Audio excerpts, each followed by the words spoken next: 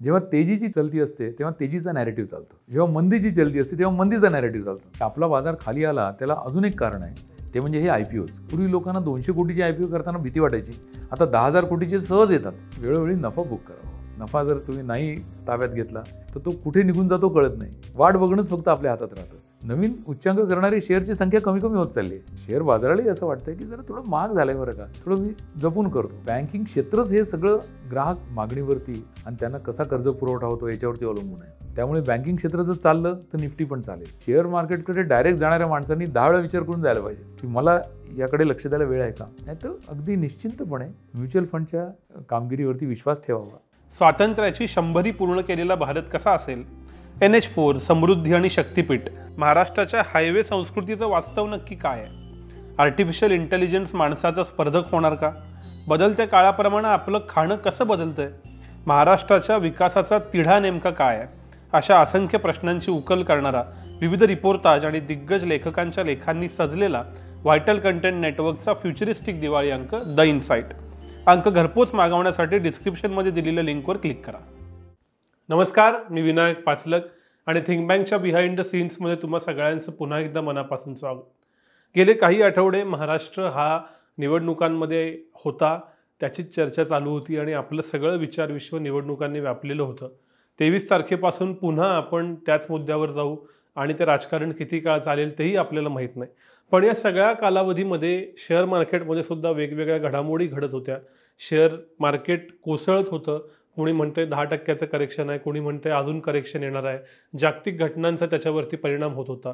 So या सगळ्यामध्ये आपल्या गुंतवणुकीचं, आपल्या पैशाचं काय, या सगळ्याविषयी चर्चा करायला माझ्याबरोबर आहेत ज्येष्ठ गुंतवणूक तज्ज्ञ भूषण महाजन सर. सर, स्वागत आहे तुमचं पुन्हा एकदा थिंक बँकवरती. आणि हाच पहिला प्रश्न आहे.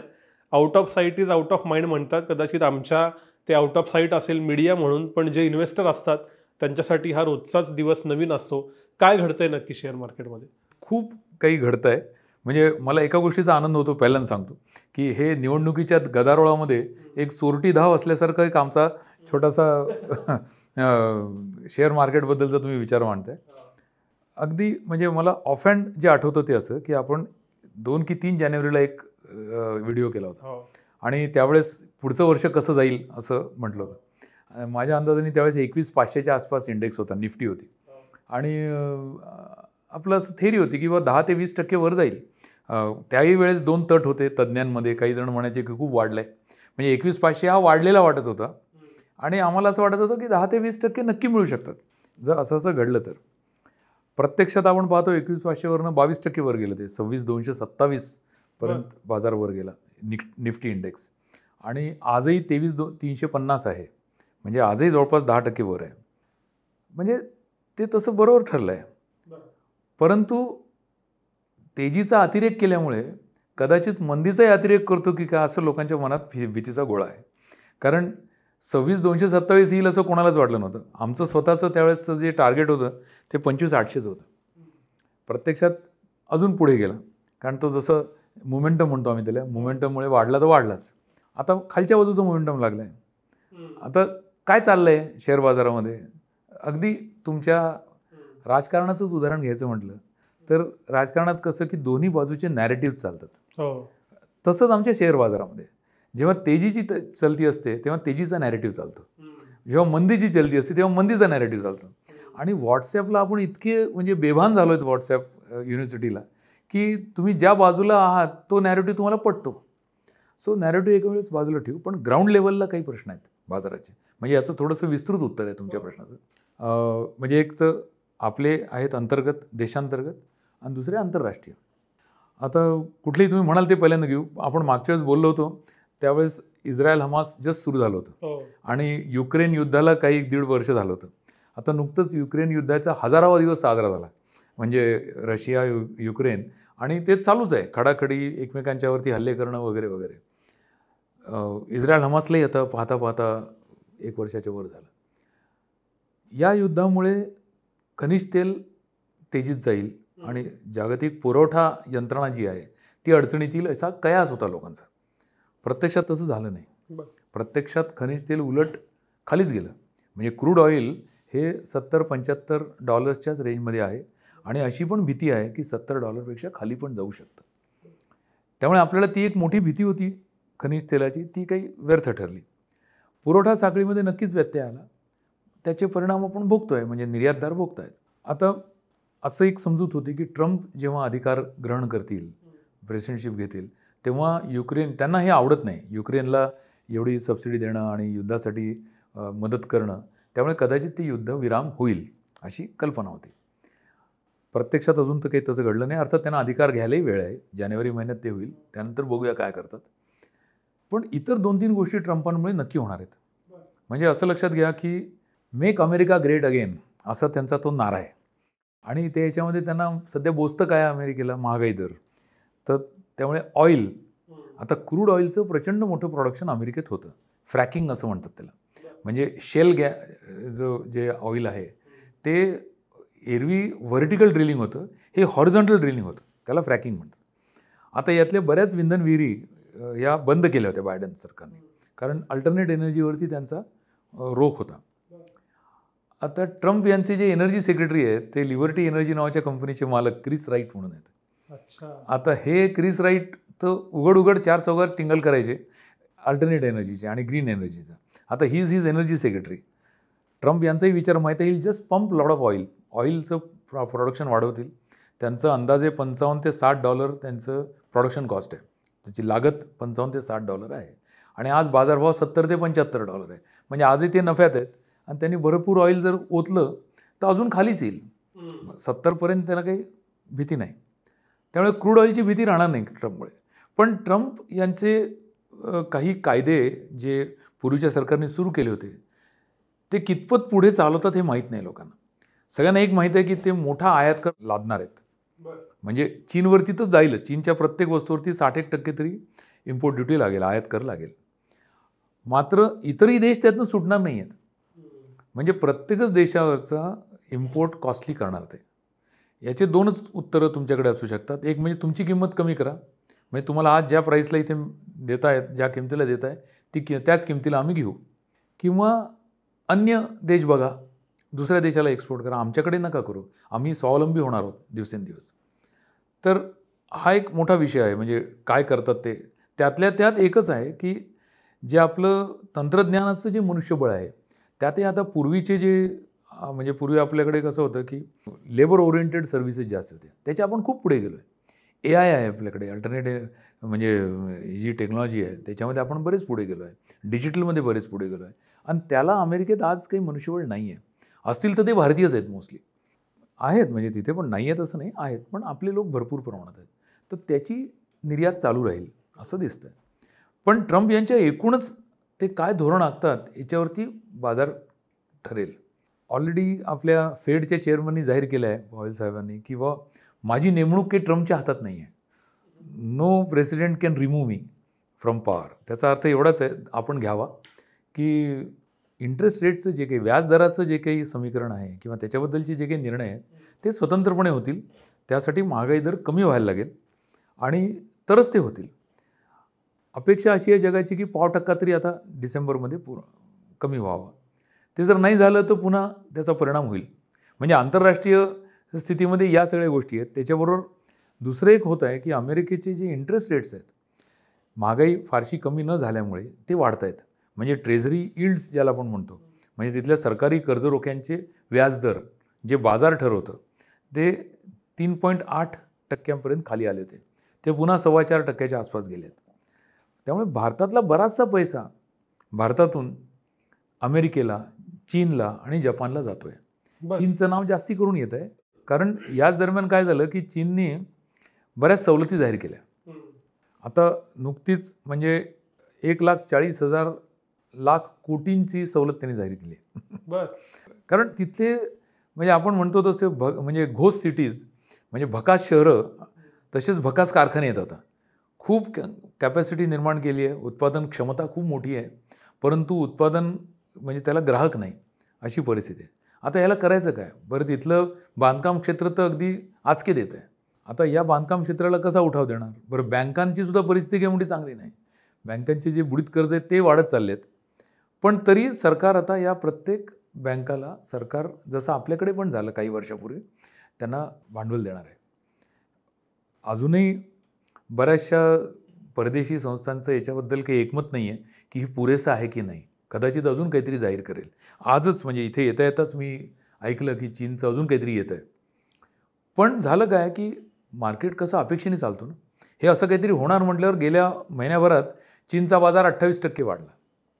बरं, जिथे भाव तिथे हाव या पद्धतीने परदेशी संस्था भारताला डंप करून त्या आता चीनकडे जात आहेत बऱ्याच मोठ्या प्रमाणात. आता बोलता बोलता 1.25 लाख कोटींची विक्री झाली आहे. तुम्ही विचार करा, याची अर्धी विक्री 2008मध्ये झाली होती, तेव्हा आपला निर्देशांक 60% खाली आले होते. बरं. म्हणजे आता आपला स्थानिक गुंतवणूकदार किती सक्षम आहे आणि त्याचा आपल्या अर्थव्यवस्थेवरती किती विश्वास आहे, हे याच्यातनं ध्वनित होतं. त्यामुळे आता इतकी 1.25 लाख कोटीची विक्री होऊन सुद्धा 10% बाजार खाली आला आहे. अच्छा. जानेवारीमध्ये मला आठवतं मी म्हटलं होतं की 17,000 की 18,000 कोटी त्यावेळेस SIPचा फ्लो होता. तो वाढत वाढत आता 25,000 कोटीला पोहोचला आहे. म्हणजे दर महिन्यात आपलं फार आज्ञाधारक लोक आहे तो. नित्यनेमाने आपण दरमहा ती SIP करत राहावी, म्हणजे माझं पुढे चांगलं होणार आहे आणि अर्थव्यवस्थेवरती विश्वास असेल तर नक्कीच होणार आहे. या दृढ विश्वासामुळे ही SIP वाढते, हा फ्लो वाढतो आहे. तर हा फ्लो आहेच, म्हणूनच त्यांचं भांडवल जरी गेलं तरी आपण बाजार बऱ्यापैकी स्थिर आहे. आपल्या देशातल्या प्रश्नांकडे येऊ. आता कसं आहे, मागच्या वर्षी म्हणजे 23-24मध्ये निफ्टीचे जे 50 शेअर आहेत त्यांची जी मिळकत आहे, त्यांची जी अर्निंग आहे, त्याची वाढ, त्याची वृद्धी जवळपास 27-28% झाली होती. आता सगळ्याच विश्लेषकांचं असं मत की बा इथे 28% झाली, पुढच्या वर्षी निदान 15% तरी वाढेल. आम्ही पण तोच अंदाज त्यावेळेस सांगितला होता की 10-15% तर नक्की वाढेल. प्रत्यक्षामध्ये पहिल्या तिमाहीमध्ये फक्त 5% नफा वाढला. बरं, त्यावेळेस कारणं काहीतरी थातुरमातुर कारणं सांगितली की बा उन्हाळाच खूप होता, निवडणुका होत्या वगैरे वगैरे. मग दुसऱ्या तिमाही बाजार पहिल्या अपराधाला क्षमा करतो. त्याच्यामुळे बाजार म्हणले ठीक आहे, हे म्हणतात तसं असेल, 5% वाढले, पण पुढच्या तिमाहीत चांगलं होईल सगळं. म्हणून मार्केटनी नवीन हाय पण केला. जे म्हटलं ना, तेजीचा अतिरेक 26,227. नोबडी एक्सपेक्टेड 85,000 इंडेक्स क्रॉस करेल. बरं, लागलीच लोक पतंग उडवायला लागतात. 85,000 म्हणजे उद्या त्यांना 1 लाख दिसायला लागतात, नाही का? तर तिथून म्हणजे प्रत्यक्षामध्ये 26,227 झाला खरा सप्टेंबर एंडला, पण जेव्हा पहिले काही निकाल हाती आले तेव्हा असं लक्षात आलं की हाही काही तिमाही काही वेगळी नाही. This quarter is also equally bad, equally muted. 5च्या ऐवजी 6% वाढेल. मग गणित सगळं उलटं उलटं चालायला लागतं ना. म्हणजे जर 5% वाढणार असेल तर मग सगळं EPS म्हणजे मिळकत किती होणार याचं गणित बदलतं, मग किती निफ्टी होणार याचं गणित बदलतं आणि त्याप्रमाणे ते सगळं खाली यायला लागतं. म्हणून ते 26,000वरनं आपण आज 23,500ला पोहोचलो. पुढे काय? आता पुढे असं आपण दोन्ही दृष्टीने विचार करू. आता इलेक्शनचा ज्या दिवशी निकाल लागला आणि त्याच्या आदल्या दिवशी म्हणजे आदला दिवस आणि दुसरा दिवस याच्यामध्ये मोठा फरक आहे. त्या दिवशी निफ्टीने एक लो केला होता 22,200च्या आसपास आणि फायनली तिथे लो करून ती वर थोडीशी 22,800ला बंद झाला निफ्टीचा. तर आता याच्यातले जे एक तज्ज्ञांचा गट आहे त्यांना असं वाटतं की तो दर येईल.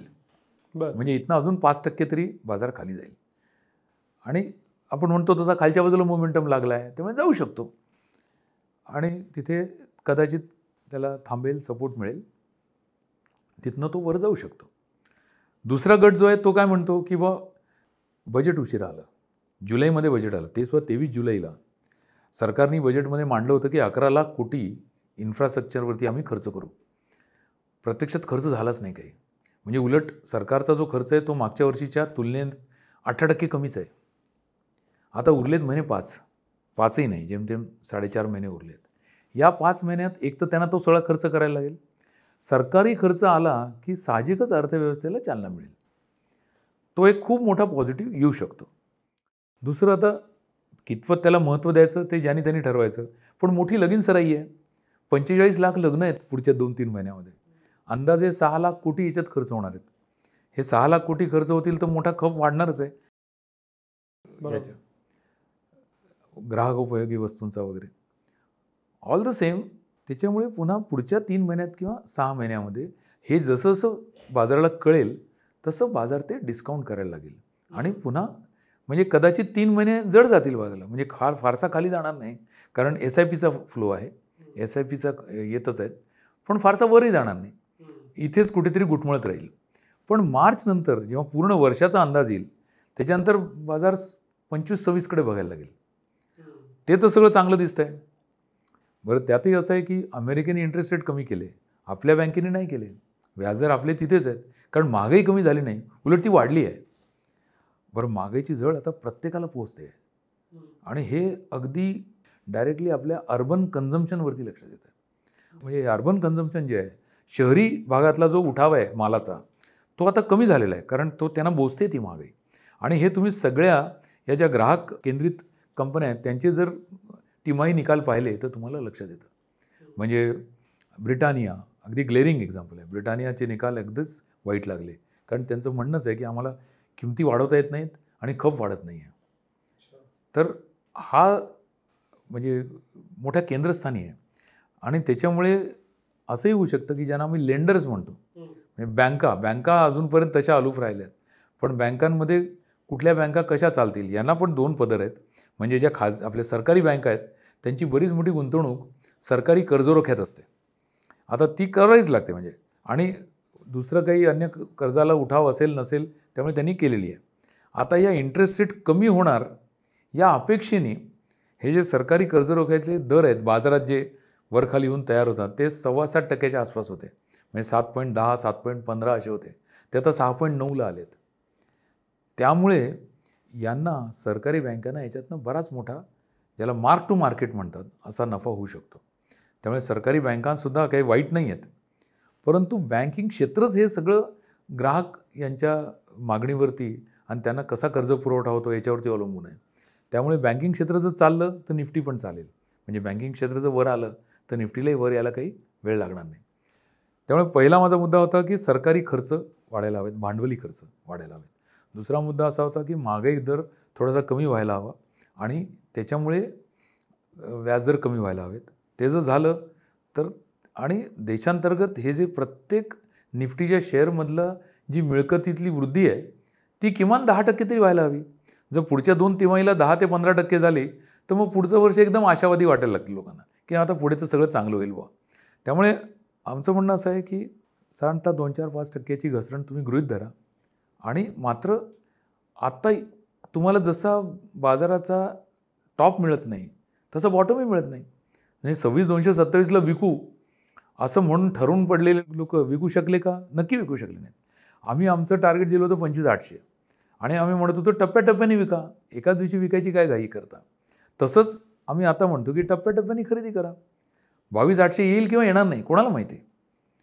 कदाचित हे चीनकडे जाणारं भांडवल परत फिरलं, काही उलटसुलट त्याबद्दलही अहवाल आहेत. म्हणजे CLSAने पण एक दिला आहे की बा आमची निवड घाई झाली का आम्हाला चीनकडे जाण्याची, चीनचं काही अजून खरं दिसत नाही. अजून एक त्याला हे आहे, म्हणजे पॅरामीटर आहे अजून एक की ज्याच्यामुळे असं वाटतं की चीननी इतकं जरी काही केलं तरी अजून काही सगळंच काही खरं नाही. तो पॅरामीटर म्हणजे मेटल प्राइसेस. धातूंच्या ज्या किमती आहेत ना, धातूंचा सगळ्यात मोठा आयातदार आणि निर्यातदार हा चीन आहे. आणि ज्याला अलोह धातू म्हणतो आपण, नॉन फेरस मेटल्स, याचं तर नक्कीच आहे. आता यांच्या किमती कमीच होत आहेत. जर चीनच्या या सगळ्या सवलतींमुळे उत्पादन क्षेत्राला निगडीत दिलेल्या जर धातू क्षेत्र वाढलं तर आपण नक्की म्हणू शकू की चीनचा बाजारही वाढेल, नाहीतर हे क्षणभंगूर असू शकतं. ब्राझीलचाही बाजार वाढतो आहे आणि जपानचा पण वाढतो आहे. म्हणजे जपान स्वस्त होत झाला येन. म्हणजे भारताचा रुपया जपानच्या येनच्या तुलनेमध्ये मजबूत आहे, त्याचबरोबर डॉलरच्या तुलनेमध्ये कमकुवत आहे. असं ते खूप त्याला आयाम आहेत. म्हणजे आपलं परकीय चलन, त्याचा दर, त्याच्या विविध देशांबरोबर असलेला दर, जागतिक परिस्थिती, मागणी आणि पुरवठ्याची, आणि चीन रशियाचं जे काही सध्या नवीन युगल तयार झालं आहे ते काय करतात पुढे, अशा अनेक गोष्टी आहेत. पण नेहमीच माझं स्वतःचं असं म्हणणं असतं, माझं वैयक्तिक मत आहे, ते बरोबर किंवा चूक असू शकतं, की आपला बाजार, शेअर बाजार हा आपल्या घटनांवरती जास्ती चांगला चालतो. सध्या असं दिसतं आहे की जागतिक बाजार वर चाललेत पण आपला खाली येतो आहे. पर्टिक्युलरली अमेरिका हा दादा आहे. त्यामुळे अमेरिकन बाजार वाढले की आपलाही, म्हणजे जसं म्हणतात ना की तिकडे आग लागली तर आपल्या इकडे आग लागते, तिकडे पाणी पडलं तर आपल्या इकडे पाणी पडतं, तसं तिकडचा बाजार चांगला तर आपला चांगला. यावेळेस पहिल्यांदा असं झालं आहे की अमेरिकनचे सगळेच बाजार, म्हणजे फक्त नॅसडॅक म्हणत नाही, नॅसडॅक, रसेल 2000 किंवा S&P 500 हे नवे नवे उच्चांक करत आहेत. तात्पुरते थोडेसे खाली येतात, पुन्हा वर जातात, आणि आपला मात्र नवे नवे निच्चांक करतोय. तर हे पहिल्यांदाच व्यस्त दिसतंय प्रमाण, पण आज ना उद्या हे पुन्हा लाईनीवरती येईल, रस्त्यावर येईल. तर सिम्पल साधी गोष्ट असं आहे, बाजार कुठे चालला याचा विचार न करता आता तो बऱ्यापैकी खाली आला आहे हे लक्षात घेऊन आपण त्यात गुंतवणूक करायला पाहिजे, टप्प्याटप्प्याने. हे सगळं किती जणांना फॉलो करायला वेळ असतो याच्याबद्दल शंका आहे. पण जसं तुम्ही म्हणालात की 1.25 लाख कोटी जाऊनही बाजार 10% पडतो, कारण खूप सारे रिटेल इन्व्हेस्टर पैसे घेऊन बसलेत आणि त्यांना कधी एकदा बाजार पडेल असं झालेलं असतं, म्हणजे मी इन्व्हेस्ट करीन. तर आत्ता लगेच इन्व्हेस्ट करायची का अजून थोडे पडल्यावर इन्व्हेस्ट करायची, आणि करायची असेल तर कुठं करायची? हे बघा, दोन गोष्टी आहेत.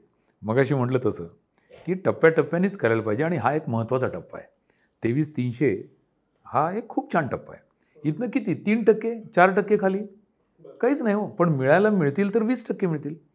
आणि आपण काही 2 दिवसासाठी गुंतवणूक करत नाही, म्हणजे हा सल्ला सट्टा किंवा डेली ट्रेडिंग करण्यासाठी नाही. गुंतवणूक म्हणून जर आपण विचार करणार असू आणि पुढच्या 3 वर्षाचा विचार करणार असू, त्याच्यात मोठे पैसे होतील, कारण ही चांगली एंट्री पॉईंट आपण याला म्हणूया, हा मिळतो. दुसरं असं की मला असं वाटतं त्यावेळेस आपण सोन्याबद्दल आणि चांदीबद्दल बोललो होतो 1 जानेवारीला. मग अगदी डिस्टिंक्ट आठवतं की बाकी काय चालेल किंवा नाही चालणार, सोनं नक्की वर जाईल. आणि मला हे आठवतं की त्यावेळेस 64,000 होता सोन्याचा दर. तो आता बोलता बोलता 76, 77, 78 झाला आहे, 80ला जाऊन आला. 80ला जाऊन आला. ते सरकारने आयात दर कमी केला, आयात कर, म्हणून तो इथे खाली आहे. तुम्ही विचार करा, 9% नाही तर अजून जास्त झाला असता, म्हणजे 84-85,000 राहिला असता. म्हणजे सोन्याचं तर करेक्ट आहे आपलं प्रिडिक्शन, चांदीचंही तसंच झालं ना, चांदी पण 20%ने वाढली.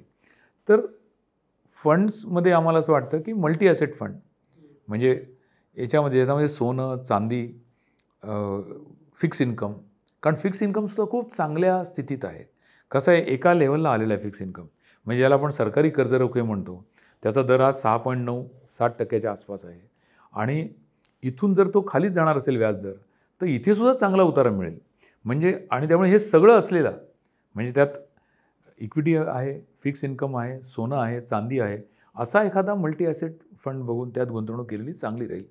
ती पण सोन्याचं पण असं आहे ना की तो काही, सोन्याचं तर व्हॉलॅटिलिटी किंवा तरलता खूप जास्त आहे.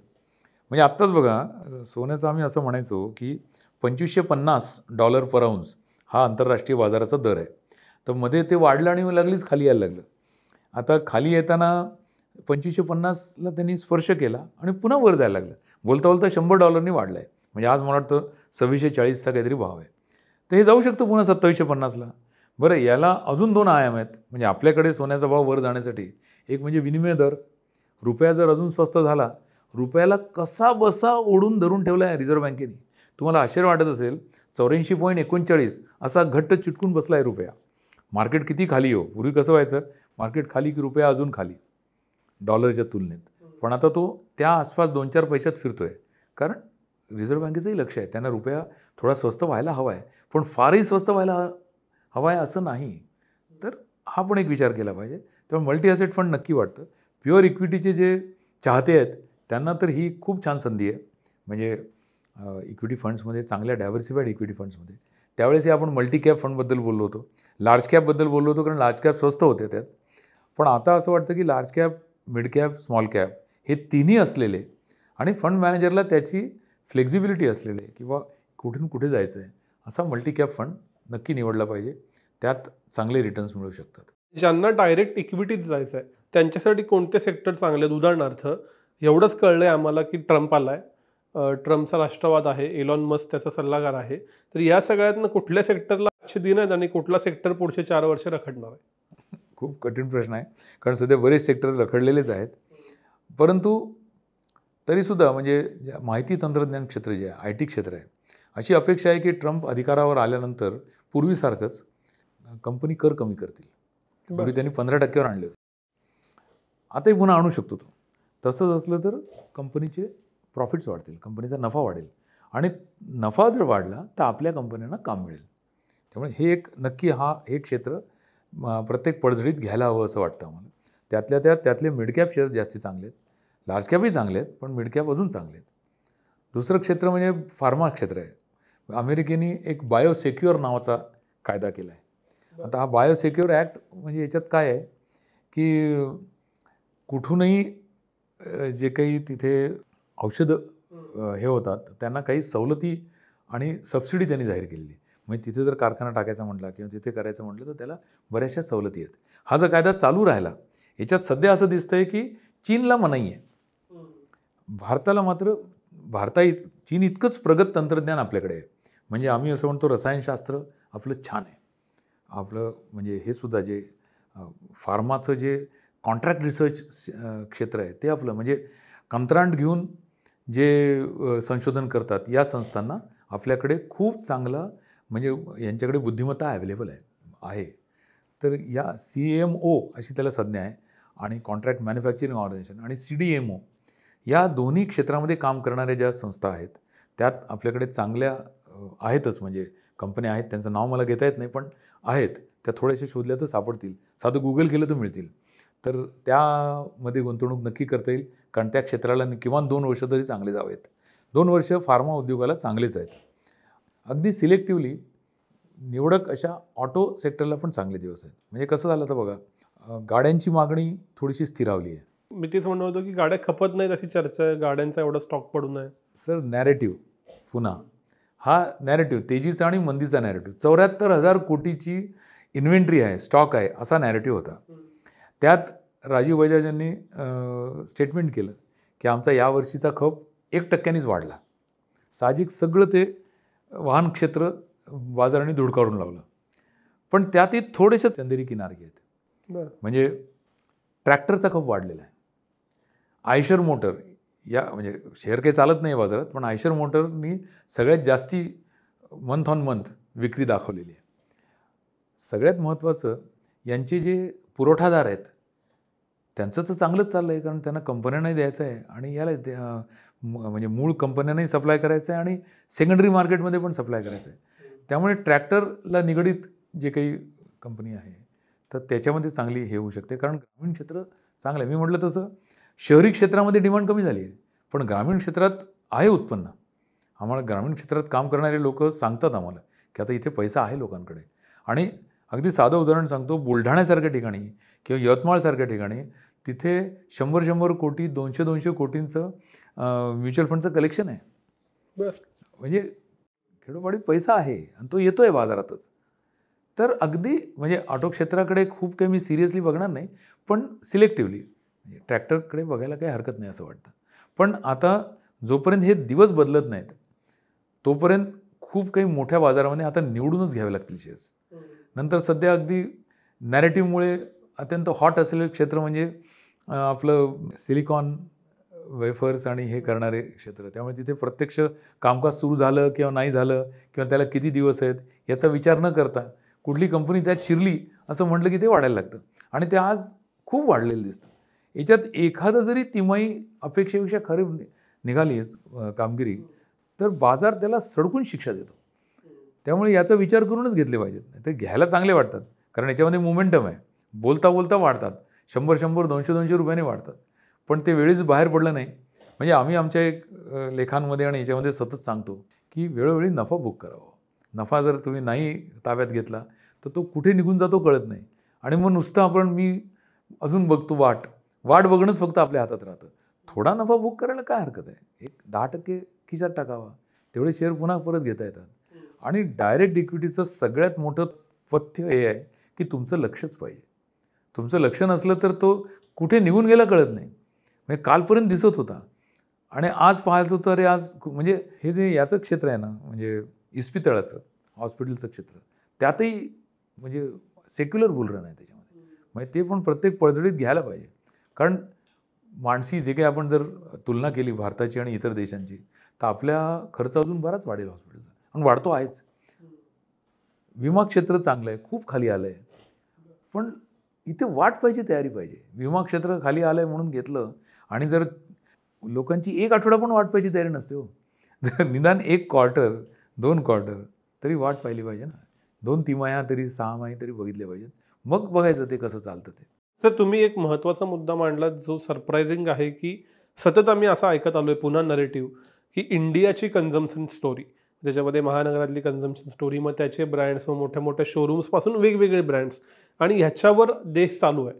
पहिल्यांदाच असं मी ऐकतोय, कदाचित त्याला उत्तम झालेल्या मान्सूनची पूर्वपीठिका असेल, की ग्रामीण कन्झम्पशन वाढते आणि शहर स्टॅग्नंट होते. हे माझ्यासारख्या पूर्ण शहरी माणसासाठी नवीन आहे. ह्याचा काय काय परिणाम होईल शेअर मार्केटवर? हे खूप तात्पुरतं आहे. पहिल्यांदा हे लक्षात घ्या की India story continues. India consumption story जी आहे ना, ती फक्त शहरी भागासाठी रिस्ट्रिक्टेड नाही आहे. शहरी आणि ग्रामीण, न्यूक्लिअर फॅमिलीज, लोकसंख्या आणि प्रत्येक लोकसंख्येच्या गरजा ह्याच्यावरती ते अवलंबून आहे. त्यामुळे इट कंटिन्यूज. पण तात्पुरते त्यात ब्रेक येणार ना, तसा हा ब्रेक आहे. हे रिकवर होईल ना, तोपर्यंत मार्केट चालणार नाही. कन्झम्पशन वाढणारच आहे आज न उद्या, कारण ते वाढायलाच हवं आहे. पण साधं तुम्ही घरी पत्नीला विचारा की 6 महिने, म्हणजे कुठल्याही राजकीय याच्यात हे नाही, 6 महिन्यापूर्वी तुरीच्या डाळीचा भाव काय होता आणि आज काय आहे. आणि धक्का बसेल तुम्हाला की ही महागाई प्रत्येकाला पोचते हो, गरीब श्रीमंत सगळ्यांना पोचते. त्यातल्या त्यात ग्रामीण भागामध्ये कसं आहे, तो स्वतःही पिकवतो, स्वतःसाठीही ठेवतो, तर त्याच्यामुळे त्याला त्याच्या गरजा आपल्यापेक्षा वेगळ्या आहेत शहरी भागापेक्षा. सर, थेट प्रश्न विचारतो, लॉंग टर्मचा विचार केला, 3 वर्षाहून अधिक राहायचं असेल तर मग मी आत्ता कन्झ्युमर ब्रँड्समध्ये इन्व्हेस्ट करावं का नाही? करायला हवं. पुन्हा टप्प्याटप्प्यानेच करायला हवं. कारण उदाहरण देतो, अगदी कुठलंही याच्यात भलावणी नाही कुठल्या शेअरची, पण आता हा ब्रिटानियाचं मी मगाशी नाव घेतलं किंवा हिंदुस्तान लिव्हरचं नाव घेतलं. आता या वर्षाच्या सुरुवातीला ह्या 1-2 वर्षसुद्धा हिंदुस्तान लिव्हरनी जेमतेम 2200-2300च्या रेटला तो होता, खालीच येत होता. वर्षभर तो रोजच खाली येत होता. आणि इथे म्हणजे ज्याला आपण मूल्यांकन म्हणतो ते खूपच वाजवी होतं. मग इथनं तो 2900पर्यंत वर गेला. आता हे या वर्षीच घडलेलं आहे. आता 2900वरनं पुन्हा 2400वरती 2300वरती आला. याचं कारण महागाई, आणि त्यांना ते ग्राहकापर्यंत किमती वाढू शकत नाहीत, ही गोष्ट आहे. पण ज्याला मूल्याधारित गुंतवणूक करायची आहे की नाही, आता मग त्याची वाट पाहायची तयारी असते. त्यामुळे तो ब्रँडमध्ये गुंतवणूक नक्की करू शकतो. पण आता याच्यापेक्षा सुद्धा एक लक्षात घेतलं पाहिजे की लोकांच्या सवयी बदलत आहेत, ज्याला आपण चेंजिंग कस्टमर प्रिफरन्सेस असं म्हणू शकतो. आणि या बदलणाऱ्या सवयींना जर त्याचा पण मागोवा घेतला तर तिथे मोठ्या संध्या आहेत ना. म्हणजे उदाहरण सांगतो तुम्हाला, 1-2 वर्षापूर्वी झोमॅटोकडून ऑर्डर करणारं मध्यमवर्गीय कुटुंब महिन्यातून 2 वेळा करत असे. ते 1 वर्षापूर्वी 3 वेळा झालं.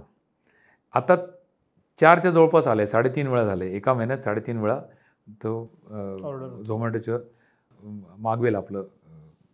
बाहेरचं खाणं वाढलेलंच आहे. बाहेर जाणं ट्रॅफिकमुळे जीवावर येतं आहे. जायचं, थांबायचं, त्याच्यापेक्षा घरी मागवू, घरी करू. आता महागाईमुळे ज्याला आपण ऑर्डर व्हॅल्यू म्हणतो, जी 250 रुपयाची होती 3 वर्षापूर्वी, ती आता 400 रुपये झाली आहे. बरं, पूर्वी झोमॅटो स्वतःहून सवलती द्यायचं, आता झोमॅटोला पैसे द्यावे लागतात. म्हणजे झोमॅटो काय, स्विगी काय, स्विगीकडे 60% हिस्सा आहे, झोमॅटोकडे 40%, दोनच सध्या या क्षेत्रात आपल्याकडे लिस्टेड आहेत. पण ओढा इथे आहे. म्हणजे लोकांना कसं आहे, घर बसल्या आता हवं आहे. पाहतो ना, ई कॉमर्स हा सगळं, म्हणजे तुम्ही जो कन्झम्पशन क्षेत्र म्हटलं ना, त्यात ई कॉमर्सला आधारित जे उद्योग आहेत त्यांच्याकडे बघा तुम्ही. ते त्यात तुम्हाला मोठं, कारण अहो कित्येक घरात मी ऐकतो की रोज ॲमेझॉनचा माणूस येतो. काल काहीतरी मागवलं, कारण काय, एकच त्यांची जी सोय आहे की तुम्ही घ्या, बघा, परत करा, पैसे परत. तर म्हणजे मुख्यतः महिलाच वापरतात. त्यामुळे वस्तू मागवायची, आवडली नाही, चित्रात दिसली त्यापेक्षा वेगळी आहे, लागलीच त्यांना कळवायचं घेऊन जावावं, 15 दिवसात पैसे परत नवीन मागवायची. रोज म्हणजे ॲमेझॉन किंवा मिंत्रा किंवा अजून ठिकाणून निवड. म्हणजे ई कॉमर्स या विषयाकडे बघा तुम्ही. ई कॉमर्समध्ये ज्यांचा खप आहे, आता नाव न घेता थोडंसं गुगल केलं तर कळेल. तर हे क्षेत्र आहे ना, हे कन्झम्पशन क्षेत्रच आहे. आता झोमॅटोची मागणी का वाढली? झोमॅटो जो जेव्हा सूचीबद्ध झाला तेव्हा 75 रुपयाचा शेअर 150-160 झाला, आणि नंतर अमेरिकेमध्ये स्टार्टअप्समध्ये सेल ऑफ आला, आणि त्याच्यावर याचंही पानिपत झालं, आणि तिथनं 160वरनं 45 रुपयाला आला. पण आता बोलता बोलता पुन्हा 260-270ला आलाच ना. म्हणजे 6 पट वाढला बघा 2 वर्षामध्ये.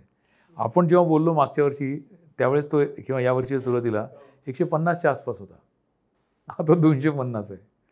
हे अगदी म्हणजे बाजाराला किती तेजी किंवा मंदी असेल तरी हे क्षेत्र जे आहेत ना, हे वाढणारच आहेत ना.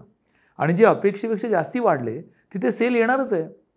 म्हणजे आता एशिया ब्राऊन ब्रोरी, ABB सारखा शेअर की जो 1400-1500 होता 3 वर्षापूर्वी, तो जर 8,500 आणि 9,000 झाला, तिथे येणार नाही का? कोणीतरी तर नफा बुक करणार नाही ते. मग तो तिथनं 6,500 झाला. बरं, लोकांना काय वाटतं, उच्चांक जो होता तिथनं 20% खाली आला, आता मी घेतो. तसं प्रत्येक वेळेस होत नाही. अजून एक छोटंसं त्याला हे देतो, तुम्हाला पॅरामीटर देतो.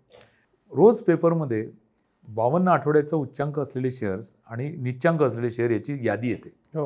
आता सप्टेंबर महिन्यापर्यंत या यादीमध्ये उच्चांक केलेले शेअरची संख्या आणि निच्चांक केलेली केलेल्या शेअरची संख्या यांचं प्रमाण 9:1 असायचं. बर, म्हणजे 9 उच्चांक 1 निच्चांक. बर, आता ऑक्टोबर आणि नोव्हेंबरमध्ये ते 1:2 झालंय. बर, हां, म्हणजे याचा अर्थ असा की आता नवीन उच्चांक करणारी शेअरची संख्या कमी कमी होत चालली आहे. म्हणजे शेअर बाजारालाही असं वाटतंय की जरा थोडं महाग झालं आहे बरं का, थोडं मी जपून करतो. आणि निच्चांकांची संख्या वाढत चालली आहे. इथेच लोकांना कुठेतरी व्हॅल्यू मिळेल, इथेच कुठेतरी असं दिसेल की अरे हे मूल्यांकन वाजवी आहे, या शेअरला वाईट काहीच नाही आहे, आता घ्यायला पाहिजे हा. आणि मग तिथनं तो वाढायला लागेल. मग पुन्हा ते हे चक्र आहे, हे होत राहणार. त्यामुळे कन्झम्पशन स्टोरीला मी काही म्हणजे त्याच्या विरुद्ध अजिबात नाही आहे. Consumption story is a long term story. It's a 10 year story. 10 वर्ष ही राहणारच आहे. पण याचा अर्थ सरळ रेषेत बाजार कधीच चालत नाही ना.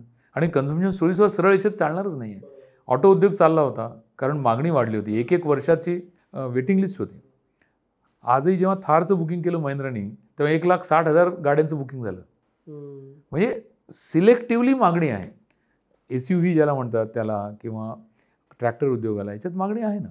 पण त्यामुळे तुमची निवड तुम्हाला अत्यंत चिकित्सकपणे करावी लागणार आहे. त्यामुळे शेअर मार्केटकडे डायरेक्ट जाणाऱ्या माणसांनी 10 वेळा विचार करून जायला पाहिजे की मला याकडे लक्ष द्यायला वेळ आहे का, मला ते वरखाली होणं पटणार आहे का. नाही तर अगदी निश्चिंतपणे म्युच्युअल फंडच्या कामगिरीवरती विश्वास ठेवावा, आपल्या देशाच्या अर्थव्यवस्थेवरती विश्वास ठेवावा, कन्झम्पशन स्टोरीवरती विश्वास ठेवावा. अजिबात मनात आणू नका की संपली का स्टोरी, इतक्या लवकर संपणार नाही आहे. अजून 10 वर्ष म्हणजे अजून 8 वर्ष तर नक्की आहे, किंवा 6 वर्ष तर नक्की आहे. जोपर्यंत देशाचं सीमा सुरक्षित आहेत, जोपर्यंत सरकार कणखर आहे, तोपर्यंत आपल्याकडे परदेशी संस्थांचा ओघ येत राहणार, आपल्याही लोकांचा ओघ येत राहणार आणि बाजार वाढत राहणार. आणि मध्ये मध्ये तो खाली यायलाच पाहिजे ना. नाही, खाली नाही आला तर आपण गुंतवणार कशी. म्हणजे उलटं पाहिजे सर. मला मंदी हवी, ये रे रे पावसासारखं ये रे रे मंदी, असं आपल्याला जर म्हणायला जर शिकलो तर मग लोक आजही करतात ना लोक. आणि जेव्हा ते पुन्हा घ्यायला येतील तेव्हा जसं म्हणतात, आमचे निलेश शहाजींनी तो शब्द वापरला आहे की हे ज्या आज गोरे लोक सोडून गेलेत ते जेव्हा परत येतील तेव्हा दुगना लगान लगेगा. दुप्पट द्यावे लागतील बाबा पैसे, कारण आम्ही तोपर्यंत घेऊन बसलेलो आहोत. शेवटच्या प्रश्नाआधीचा पेनल्टिमेट प्रश्न. 2-3 महत्त्वाच्या घटना घडल्या त्याच्याबद्दल बोलायला हवं. दिवाळी आणि सणांचा सीझन खूप मोठ्या उलाढालीचा सीझन असतो आणि त्याच्यावरती पुढचं गणित ठरतं असं म्हणतात. आणि 2 मोठे IPO, हुंडाईचा IPO आला, स्विगीचा IPO आला. ह्या दोन्ही घटनात जे काही घडलं, दिवाळीच्या सीझनमध्ये काय घडलं, या दोन्ही IPOत काय घडलं, त्यातनं काय लेसन घेऊन पुढे जायचं. हे पण एक चक्र आहे बघा मागणी पुरवठ्याचं. म्हणजे इनफॅक्ट मी माझ्या लेखांमध्ये त्याचं विस्तृत वर्णन केलं आहे की आपला बाजार खाली आला त्याला अजून एक कारण आहे, ते म्हणजे हे IPOs.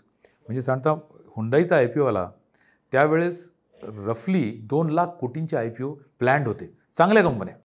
म्हणजे SBI म्युच्युअल फंड लिस्ट होणार होता, NTPC ग्रीन तो आता आलाच आहे ऑलरेडी, हुंदाई, त्याच्यानंतर स्विगी, मोठे मोठे. म्हणजे पूर्वी लोकांना 200 कोटीचे IPO करताना भीती वाटायची, आता 10,000 कोटीचे सहज येतात आता. आणि हे 2-3 पट याला सबस्क्राईब होतं. आता याच्यातली गंमत अशी आहे की जो रिटेल इन्व्हेस्टर आहे त्याला सवय काय लागली आहे, इन्व्हेस्टर त्याला का म्हणायचा हाही एक प्रश्न आहे. त्याला सवय अशी लागली की मी अर्ज करीन, मग तो वरच्या भावाला मिळेल, लागलीच मी विकून टाकीन, माझं भांडवल परत आलं की पुन्हा गुंतवीन. आता असं जर नाही झालं तर आपल्याला पेटीएमचा अनुभव आहे की 2100 रुपयाला शेअर आला आणि तो 300 रुपयापर्यंत खाली गेला. आता आपला जो गुंतवणूकदार आहे ना त्याला एक वाईट विचारायला सवय आहे. म्हणजे त्याचा दोष आहे असा नाही, त्याला तोटा नोंदवायला जरा दुःख होतं. त्यामुळे 2100चा शेअर आज न उद्या वाढेल म्हणून तो जपून ठेवणारे लोक आहेत ना. जसा रिलायन्स पॉवर आजही लोकांच्या भांडारात सापडतो मला, की जो 2008 साली 425 रुपयाला विकलेला शेअर तो आज, म्हणजे जरी त्याला बोनस आला 2:1 तरीसुद्धा आज 25-30 रुपयाला सुद्धा नवीन नवीन त्याच्या बातम्या येतात. पण आजही लोकांकडे आहे ना. बरं, आता म्हणतात की 25 रुपयाला विकून करू काय. अरे बाबा, 450चा 350 झाला तेव्हा का नाही विकला. नाही पटत लोकांना. आता हुंदाई 1900चा 1800 झाला, ठीक आहे, नाही जमलं विकून टाका ना, भांडवल सुरक्षित ठेवा. यांनी होणार काय, म्हणजे माझा मुद्दा वेगळा आहे. मुद्दा असा आहे की जर सूचीबद्ध झाल्यानंतर पैसे मिळाले नाहीत तर हा जो रिटेल ग्राहक आहे तो ते विकणार नाही. मग त्यांनी जर विकलं नाही तर ते पैसे अडकून राहतील. मग ते पैसे अडकून राहिले की गेले बाजारातून ते. आता 2 लाख कोटी काही छोटी रक्कम नाही आहे, नाही का. तर याचंच उत्तर याला मागणी आणि पुरवठा आहे. जसं पुरवठा वाढतो, पुरवठा वाढला, मागणी होती म्हणून पुरवठा वाढला. आता पुरवठा वाढून त्यातनं पैसे मिळत नाहीत म्हटल्यावर मागणी कमी होणार, मागणी कमी झाली की पुरवठा कमी होणार. म्हणजे हे जे नवीन इश्यूज येत आहेत आणि अनेक प्रकार येतात बरं का. म्हणजे आपल्यापर्यंत पोहोचतात ते रिटेल, पण त्याच्या आधी QIPs काढतात ते. आता QIPs म्हणजे 4-4 वर्ष तोट्यात असलेल्या कंपन्या वाटेल त्या भावाला QIP काढतात. आणि त्यावेळेस इतका तो आवेग होता भारतात गुंतवणूक करण्याचा की मिळेल त्या भावाला लोकांनी गुंतवणूक केली. आजचा पश्चाताप सोडून द्या, पण तेव्हा तर केली ना. तर या सगळ्या घटना रुळावर यायला 3-4 महिने जातीलच ना. आम्ही म्हणतो जसं महापूर येतो तेव्हा मुठा नदी स्वच्छ वाटायला लागते, पण जेव्हा ते पाणी ओसरतं, म्हणजे पानशेतचं धरणातलं पाणी सोडलं की मुठा नदी काय ते कळतं. तसं बाजारालाही कळेल ना की अरे जरा हे खरं आहे बरं का, हे व्हॅल्युएशन आहे, हे करेक्ट आहे, इथे मी पैसे गुंतवले पाहिजेत, मग ते वाढणार आहेत. शेवटचा प्रश्न, पुढचा मेजर घडामोड जी प्रेडिक्ट करता येईल ती 1 फेब्रुवारी आहे की त्या पुढचं बजेट येईल, या नवीन सरकारचं पहिलं फुल टर्म बजेट असेल की ज्याच्यात 1 वर्ष अख्खं मिळेल. तोपर्यंत म्हणजे साधारण आपण आता 20-21 नोव्हेंबरला बोलतोय, पुढचे 2-2.5 महिने काय धोरण ठेवावं इन्व्हेस्टर्सनी? इन्व्हेस्टरनी सबुरीचंच धोरण ठेवलं पाहिजे. म्हणजे बजेट येऊपर्यंत, पुढचं अंदाजपत्रक मांडेपर्यंत खूप मोठं SIP हा बेस्ट मार्ग आहे. इव्हन इक्विटीमध्ये गुंतवायचे असतील तर टप्प्याटप्प्यानेच गुंतवले पाहिजेत. चांगले निवडक शेअर्स, अगदी म्हणजे प्रत्येकच गुंतवणूकदाराला माहीत आहेत ते कुठले आहेत, की हे शेअर्स आहेत की ज्यांनी 3 वर्ष चांगलं चालूनसुद्धा परतावा दिलेला नाही आहे, असे शेअर्स आहेत ना भरपूर. तर तिथे आपण गुंतवणूक करायला पाहिजे. किंवा SIP. मोठी गुंतवणूक करताना कदाचित बजेटची वाट पाहायला लागेल, किंवा आज केली तर वाट पाहायची तयारी पाहिजे. 2 वर्ष मी थांबतो, 3 वर्ष थांबतो, कुठलंही नुकसान नाही. जे काही नुकसान आहे ते मनातल्या मनात आहे, कागदावर आहे. आणि दुर्दैवाने मला तर वाटतं जशी क्रीडापत्रिका असते तशी अर्थपत्रिकासुद्धा शिकवायला हवी. म्हणजे कारण काय माहिती आहे का, कसं होतं की बाजार खाली आला की जसं तुम्ही म्हटलं बाजार कोसळला आणि गुंतवणूकदारांचं 10 लाख कोटीचं नुकसान झालं, अशी बातमी यायच्याऐवजी जर अशी बातमी आली की बाजार फक्त 3% खाली आल्यामुळे गुंतवणूकदारांच्या चेहऱ्यावरती रौनक आलेली आहे की आता मला खरेदीची संधी मिळाली, ही अशी पत्रकारिता जर झाली तर काय मजा येईल ना. आपण म्हणजे त्यामुळे लोकांचा समज, जे गुंतवणूक करत नाहीत त्यांचा असा समज होतो की अरे बापरे हे काहीतरी वाईट आहे, याच्या नादी न लागलेलं बरं. थोडंसं त्यातही समंजसपणा दाखवला तर बरं होईल. की आता आकर्षक पातळीवरती आला आहे बाजार, अजून आकर्षक झाला आहे, ठीक आहे. हा आकर्षक पातळीला काही अंत नाही. ती प्रत्येक पातळी खालची आकर्षकच असते आणि किती खाली जाणार माहीत नाही, जसं किती वर जाणार माहीत नाही. पण हे अंतिम सत्य आहे, गेले 35 वर्ष मी या शेअर बाजारात आहे, की खालच्या बाजूला केलेली खरेदी आणि पॅनिक न करता जी जर विकली नाही तर त्यांनी नक्की संपत्ती वाढते, समृद्धी येते. सर खूप खूप आभार, तुम्ही एवढा वेळ दिलात आणि पुढच्या सगळ्या 15-20 दिवसाच्या घडामोडीत जे विसरलं जाणार आहे त्याच्यावरती आपण चर्चा करू शकलो. परत भेटू, पण इथंच थांबूया. धन्यवाद. धन्यवाद.